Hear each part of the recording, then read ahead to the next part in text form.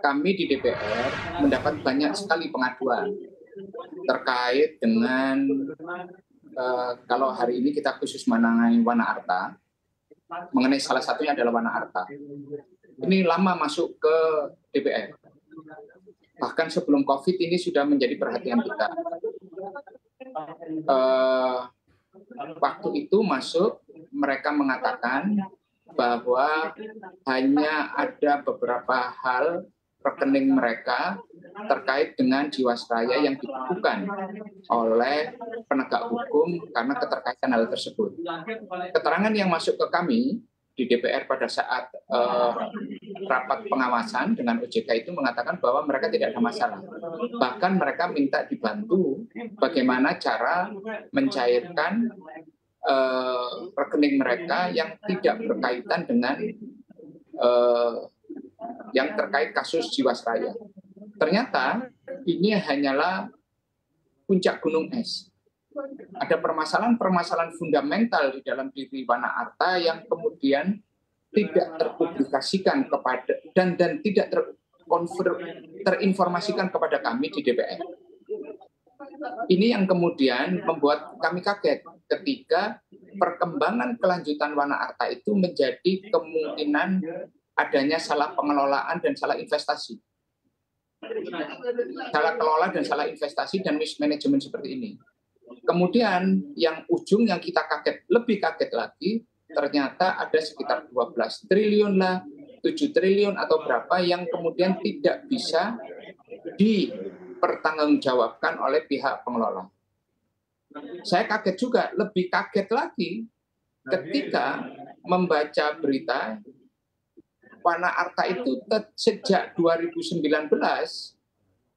itu tidak pernah mempublikasikan laporan keuangannya. Tidak pernah mempublikasikan laporan keuangannya.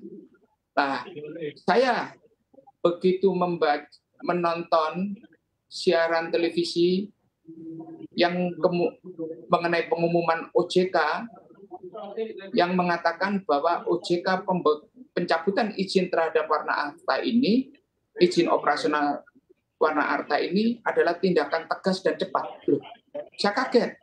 Ini tegas dan cepat, tapi ada kejadian 2019 itu tidak membuat laporan keuangan kok.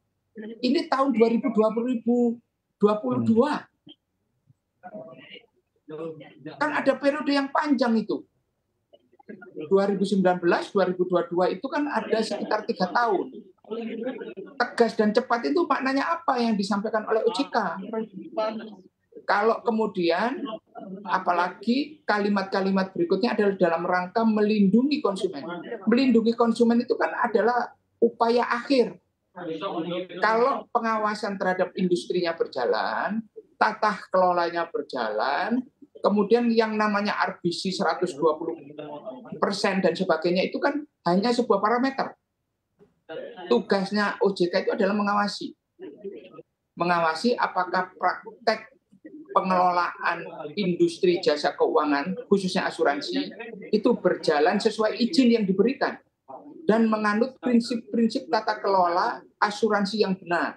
Baik itu cara mereka menghimpun dan cara mereka menyalurkan. Apakah benar?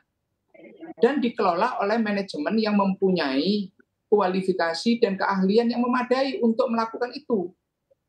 Nah, inilah yang menjadi pertanyaan bagi saya ketika ada kalimat tegas dan cepat itu, apa maknanya? Itu. Apakah ini kalimat penghibur dari OJK untuk mengatakan bahwa mereka sudah tidak sanggup lagi mengawasi? Itu. Nah, ini yang bisa saya sampaikan, Bang.